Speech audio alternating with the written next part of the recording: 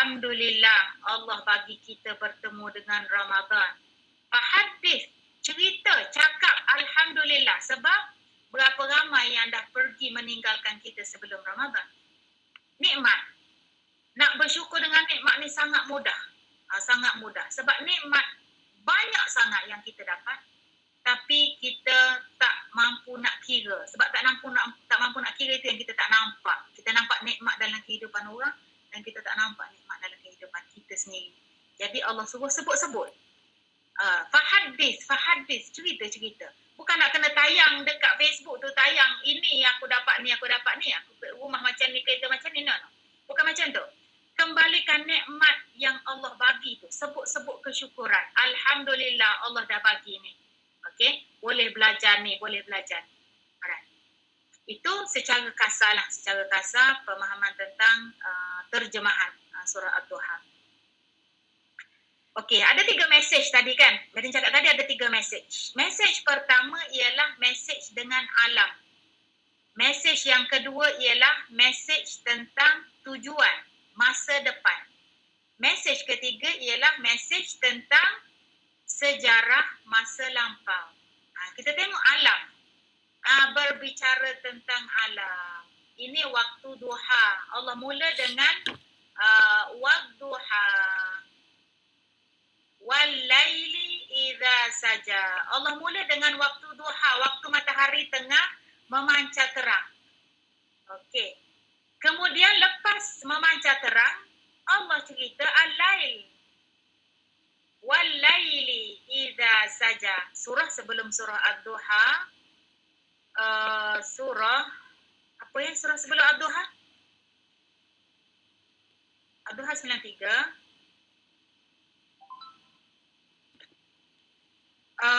Surah sebelum Al-Lail. Surah Al-Lail. Apa maksud Al-Lail? Malam. Ad-Duha? Waktu duha. Waktu duha. Kenapa Allah sebut malam? Surah sebelum malam. Sekarang surah duha. Dan dalam surah Ad-Duha tu lepas Allah sebut wadduha, Allah sebut wal-laili. Again, malam pula. Apa signifikan? Allah dia tak pernah sebut saja-saja. Rabbana ma khalaqta hadza batila. Allah tak pernah saja-saja dalam penyebutan huruf-huruf dia.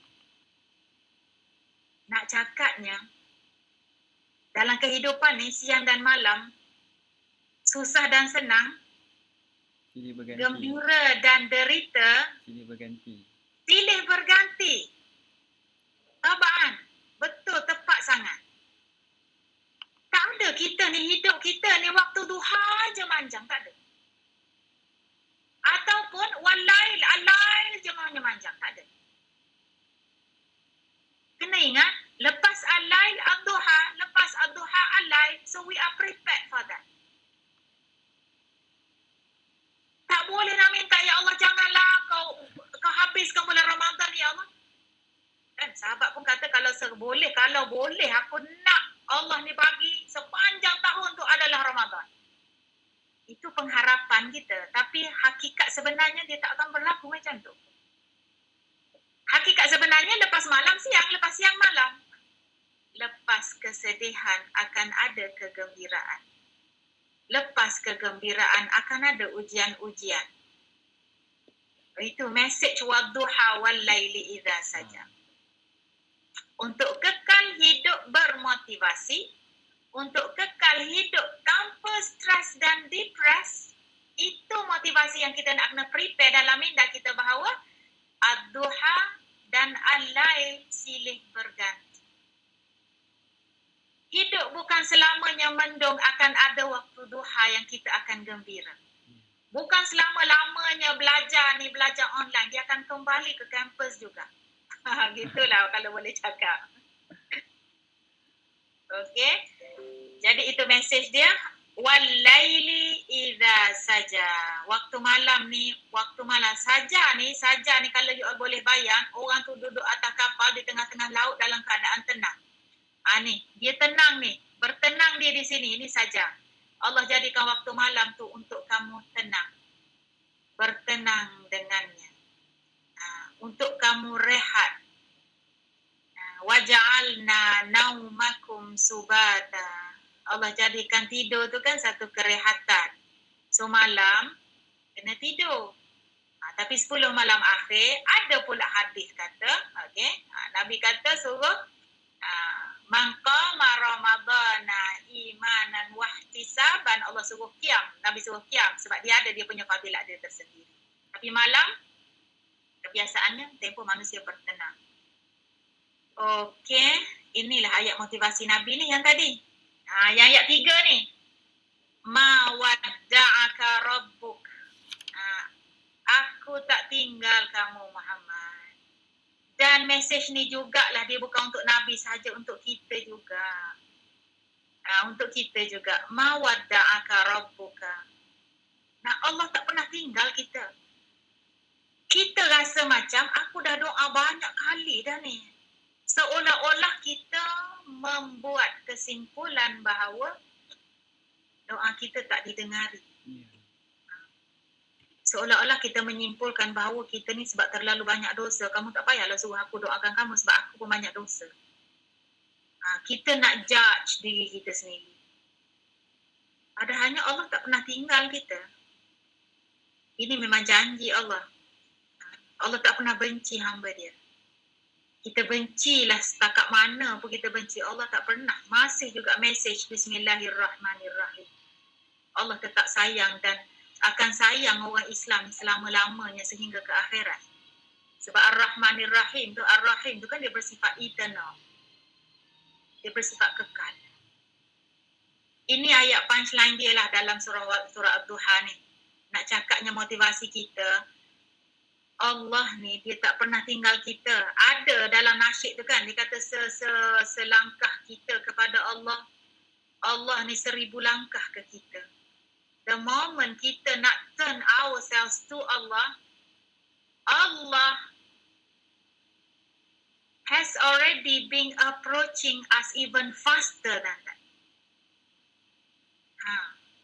Nak cakapnya, tak nampak lagi ke kasih sayang yang Allah nak bagi kat kita tu.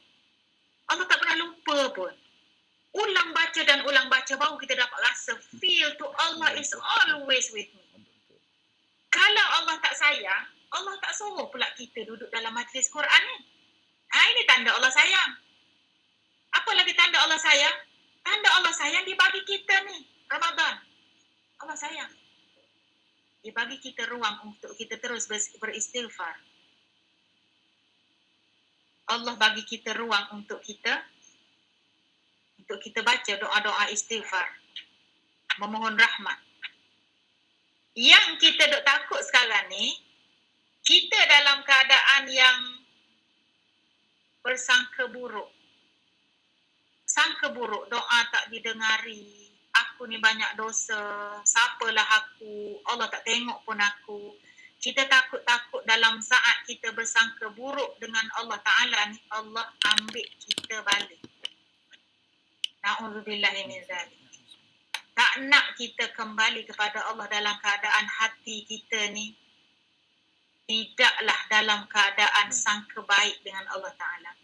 Ayat ni cukup untuk beri pengajaran kat kita bahawa kena bersangka baik yang Allah tak pernah tinggal kita. Masa kita tidur pun Allah tak tinggal kita, apatah lagi masa kita jaga. Boleh rasa tak? Apatah lagi untuk benci, Allah selamanya tak akan benci hamba dia. Okay. Allah is always with us. Ni. Allah kukuhkan lagi dalam surah Al-Hadid ayat 4. A'udzubillahi minasyaitonirrajim. Wa huwa ma'akum aina ma kuntum. He is with you wherever you are. Kamu berseorangan ke? 1/3 malam akhir ke? Kamu duduk seorang-seorang tu orang lain semua tak nampak? Allah bersama.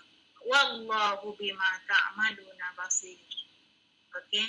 Apa-apa saja yang kita buat. Wa asirru qaulakum aw ijharu bi. Apa yang kamu ucap secara nyata ataupun yang tersembunyi dalam dada kamu, semua Allah tengok dan Allah nampak. Nak cakapnya Allah tu sebab itulah Allah kata wa idza sa'alaka ibadi anni Muhammad, kalaulah umat kamu tanya kat mana aku, cakap, tolonglah cakap. Fa inni qarib, aku ni sangat dekat. Qarib, akrab sama-sama, hidup pun sebelah-sebelah, dekat, qarib.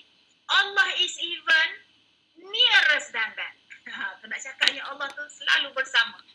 Tak pernah ditinggalkan bersendirian. Kita ingat kita ni duduk tak duduk sama dengan lecturer, duduk menghadap laptop ni, kita ingat kita duduk menghadap seseorang ke? Allah ada, malaikat ada. Wa huwa ma'akum aina ma kuntum. Ingat ayat ni. Wa huwa ma'akum aina ma kuntum. Okey, kita bergerak ke ayat 4 dan 5. Ini ayat yang vision tadi tu. Okey, visi, tujuan hidup kita ke mana? Hala tuju Allah dah bagi arah. Walal akhiratu khairul laka minal ula. Akhirat tu sesungguhnya jauh lebih baik daripada dunia ni. Dunia ni kalau pernah tengok analogi, di lautan yang dalam tu, kalau kita celup tangan kita tu, setitis air yang turun daripada tangan tu, itulah dunia. Dan selebihnya lautan yang luas di belakang saya tu, itulah akhirat. Gitu. Tengok-tengok gambar, tengok apa-apa saja. So dia relate dengan hidup kita bahawa Allah ni, Ya Rabbi, Maha Kuasa dia. So visi kita kena ada visi akhirat minded. UAE pun sekarang ni tengah propagate kan ideologi ni.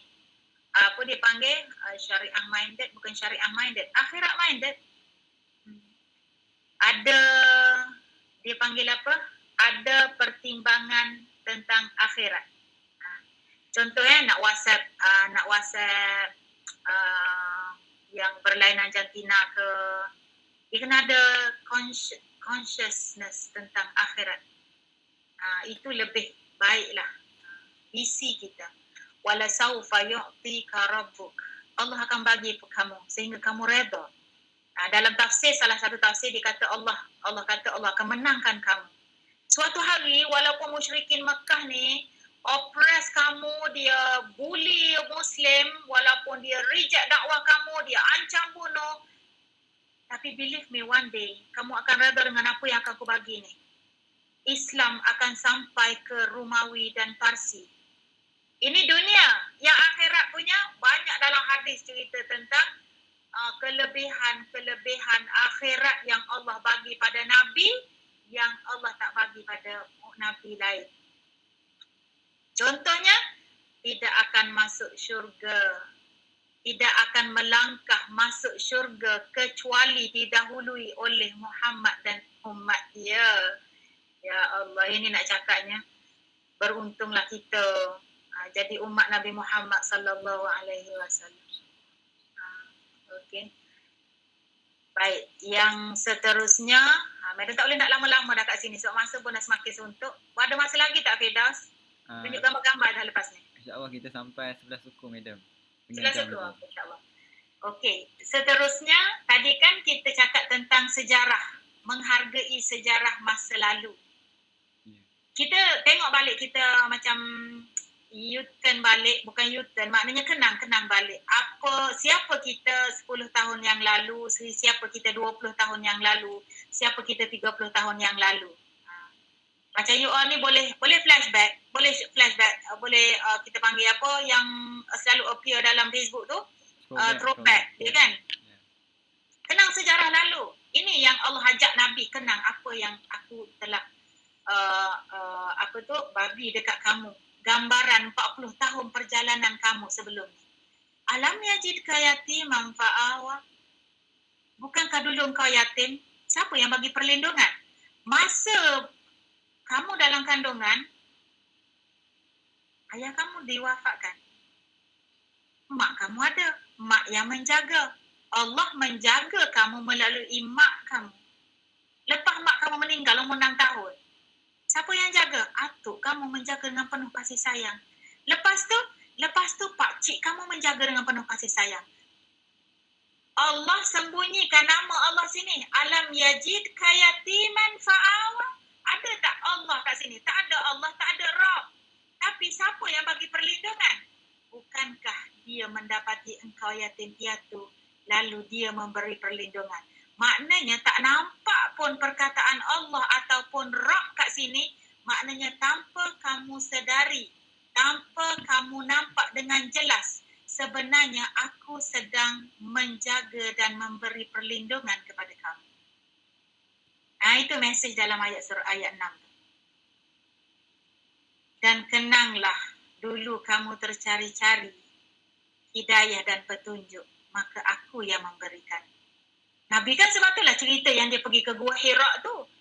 Dia rasa macam batu yang dipegang oleh kaum Quraisy tu, rasa macam tak boleh nak brain je. Kenapa nak kena sembah batu tu?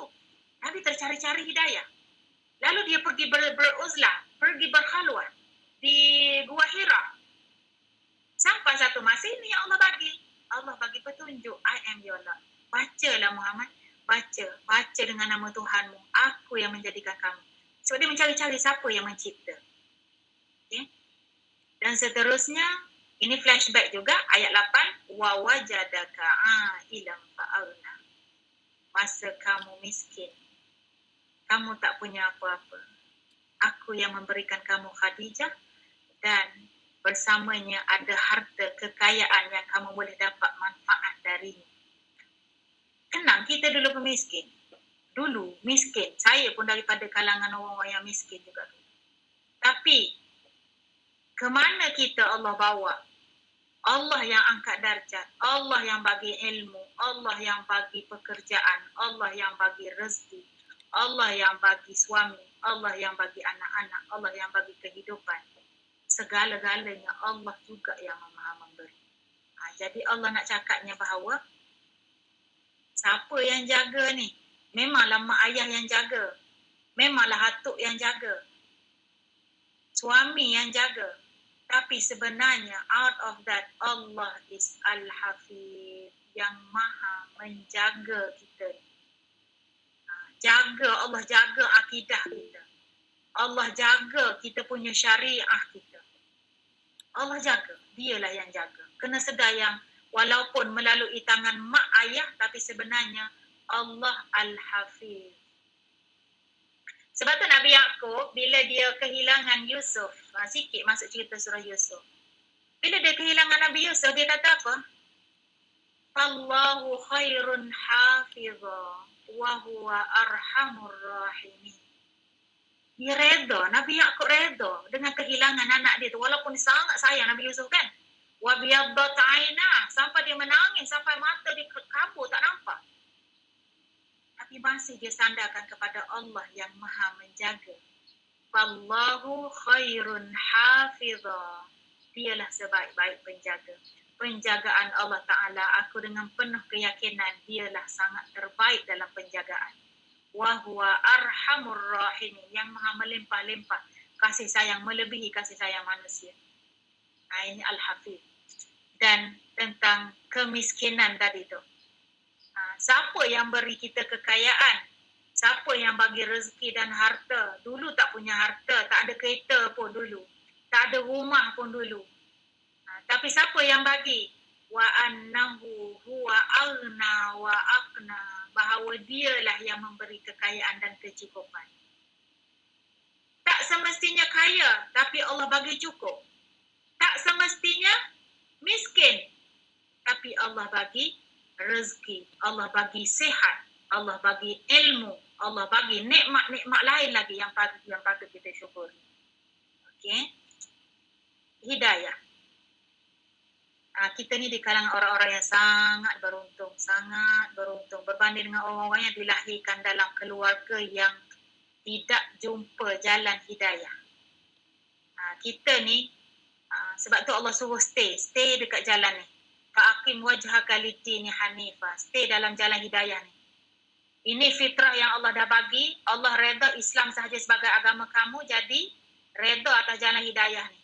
Jangan rasa macam terbeban pula hidup dalam agama Islam, sebab ini jalan yang betul-betul yang menunjukkan arah kamu ke destinasi akhir di akhirat. Jadi Allah Al-Hadi, yang sentiasa memberi petunjuk ke jalan yang lurus. Ini yang kita cakap ihdinas siratal mustaqim tadi tu. Nabi mencari-cari petunjuk yang benar. nak cakap siapa pencipta Nabi ni? Siapa pencipta manusia ni? Allah bagi dia surah Al-Alaq menunjukkan bahawa aku yang cipta. Allah yang cipta. Allah cipta dari apa? Okay? Dan Allah yang mengajarkan ilmu. Allamal insana ma lam ya'lam. Okey, jadi apa nak kena buat? Bila dah tahu Allah yang maha menjaga, Allah yang maha memberi rezeki, Allah yang maha memberi petunjuk dan hidayah, nak apa? Nak kena buat apa lepas tu? Fa'ammal yatima fala taqhar. Untuk kita lebih bersyukur, pergilah cari orang-orang yang kurang bernasib baik. Pergi dekati anak-anak yatim. Nah, program Titian Wahyu salah satunya boleh. Mungkin boleh plan pergi rumah anak-anak yatim. Kalau madam dulu di kampus pernah pergi rumah anak yatim. Tengok mereka. Jadi kita akan rasa sangat bersyukur ada mak ayah. Kita akan rasa sangat bersyukur ada family yang menyantuni kita. Jadi tak boleh nak berkasar dengan anak yatim. So itu masa lampau kita. Yang seterusnya, jangan mengherdik bila orang minta bantuan. Fa'ammas sa'ila fala takhar. Fala tanhar. Fala tanhar ke? Wa ammas sa'ila fala tanhar. Wa ammas sa'ila fala tanhar. Jadi jangan mengherdik kalau orang minta bantuan. Kalau tak nak bantu, hanya senyap je. Janganlah orang yang minta bantuan kita tu pergi nak jual tisu, kita kata boleh. Jangan kata apa-apa. Nak beli-beli, tak nak beli diam. Jangan mengherdik. Sebab mungkin hari ni dia meminta, esok dia sebagai pemberi. Kita tak pernah tahu. Nasib untung. Hidup masa depan kita tak pernah tahu. Okey, yang ketiga. Ini. Wa amma bi ni'mati rabbika fahaddits. Zahirkan nikmat terhadap kurniaan Allah Subhanahu wa taala. So alhamdulillah kita bersyukur Allah pilih kita berada di bulan Ramadan. Alhamdulillah Allah pilih kita terus berada di 10 akhir Ramadan. Zahirkan nikmat tu. Sebut-sebut selalu nikmat. Sebab nikmat bila kita disebut-sebut, lagi kita akan melahirkan rasa hati yang bersyukur. Jadi sekadar itu saja motivasi surah Ad-Duha. Okey, aku qauli hadza wa astaghfirullahal azim li wa lakum. Wassalamualaikum warahmatullahi wabarakatuh.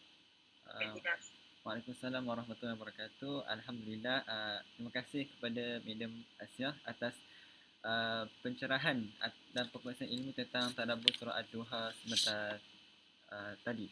Jadi kita masih ada masa lagi. Jadi saya sangat alu-alukan soalan-soalan daripada partisipan.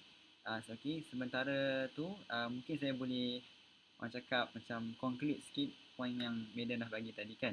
So Alhamdulillah hari ni kita sangat bersyukur sebab kita dapat belajar satu surah dalam Quran, iaitu surah Duha, yang saya rasa semua orang hafal dan semua orang selalu baca dalam sunat duha.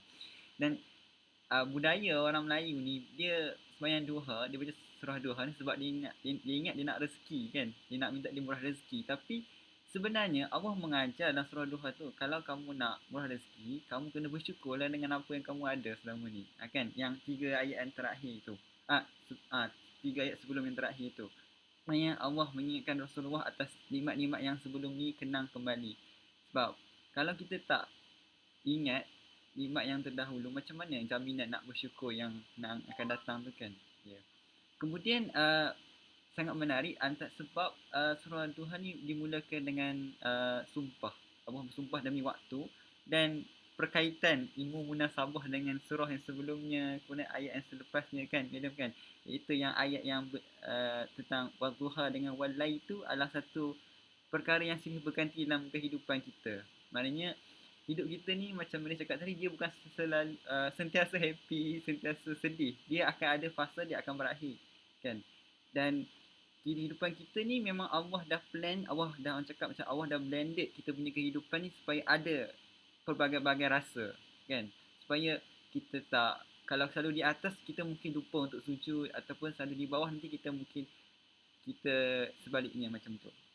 Dan menangkan di bulan Ramadan dan juga kita pun baru saja sambut nuzul Quran, saya rasalah bila baca tentang ayat walal akhiratu minal ula tu, akhirat tu jauh lebih baik daripada dunia, sangatlah rugi kalau kita menggadaikan kehidupan yang abadi semata-mata untuk kehidupan yang sementara sekarang ni, kan. Kemudiannya bila dalam kehidupan ni at least kalau kita bawa balik jumpa Allah nanti tu, dapat satu surah yang kita betul-betul faham pun dah lebih baik daripada kita tak bawa apa-apa kefahaman macam tu kan. Sebab kita mesti akan menyesal tentang tempoh hayat yang kita dah biarkan dia tak ada penambahan ilmu tu. Ya. Okey. Itu dari saya. Ada apa-apa lagi, ada soalan ke daripada peserta? Boleh buka mic dan tanyakan soalan ataupun nak tulis kat chat box.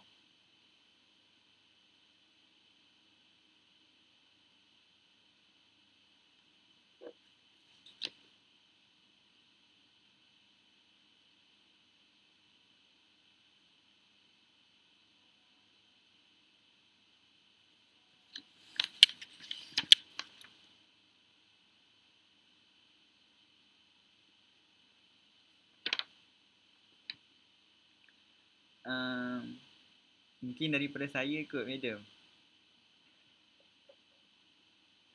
Macam sekarang ni, Boleh. macam jujurnya ni, bila madam buat tadabbur ni, saya rasa macam terpukul dan terkilan juga, sebab kebetulan kami ni kat kampus Gombak ni dia 10 week direct lecture. Maknanya kita tak ada mid sem untuk yang lepas minggu ke-7 tu kan, madam. Maknanya minggu depan ni, esok lah, minggu ke-10, lepas tu barulah seminggu cuti raya. Jadi memang jadual memang sangat padat, dan memang jujurnya saya rasa macam masa saya banyak bagi untuk assignment. Memang saya kurang lah baca Quran tu. macam hari ni macam agak terkilan, sebab macam bila nahi kita dah penat sampai malam macam tu. Jadi mungkin madam ada pandangan atau apa-apa nasihat berkaitan tu?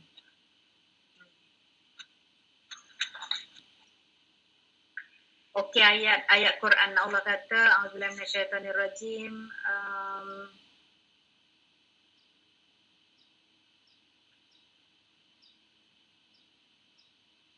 Macam mana ayat tu? Alladzina jahadu fina lanahdiyannahum subulana. Sesiapa yang berjihad ke jalan kami, maka kami akan bantu beri dia hidayah kepada jalan kami. Jadi nak cakapnya, jalan menuntut ilmu ni dia bukan jalan yang red carpet. Dia bukan red carpet. Dia bukan jalan yang selesa. Sebab tu Nabi pun support hadis man salaka tariqan yatlubu fihi ilman sahhalallahu lahu tariqan ilal jannah. Sesiapa yang keluar menuntut ilmu, Nabi kata Allah akan permudahkan jalan dia ke syurga. Nak cakapnya, benda menuntut ilmu ni, dia adalah satu ibadah sebenarnya. Kalau kita nak katalah baca Quran tu sebagai ibadah, menuntut ilmu lagi-lagi lah, sebab dia perlukan jihad. Dia bukan jihad mental, jihad fizikal, jihad emosional, jihad spiritual, semua. Dia merangkumi 4 aspek hidup kita tu adalah jihad belaka. Boleh faham tak? Jadi selagi mana kita ni berada di atas jalan ibadah, kita tak boleh nak rasa kita ni rugi. Hanya kerana rugi tak khatamkan Quran tu, bolehlah ada rasa rugi tu. Tapi bukan itu sahaja cara untuk dapat nilai ibadah di sisi Allah SWT. Jangan rasa buat assignment tu kita membazir masa Ramadan. Kita no. Bukan. Itu adalah nilai jihad yang dibandingkan, Nabi banding dengan solat 70 rakaat tu, menuntut ilmu ni jauh lebih baik daripada solat 70 rakaat. Masya Allah. Nak cakapnya, you all ni di atas medan jihad ni. Kalau jihad, tengoklah ayat-ayat jihad tu macam mana. Perasaan yang tak selesa. Kan? Jihad tak selesa. Tak selesa, ada assignment tak selesa kita dengan test-test tu. Siapa yang rasa suka test memang abnormal. Sebab jalan jihad ni dia memang tak normal. Dia memang satu yang berat. Sebab tu tawaran dia jalan ke syurga. Tawaran dia jalan syurga. Allah dia message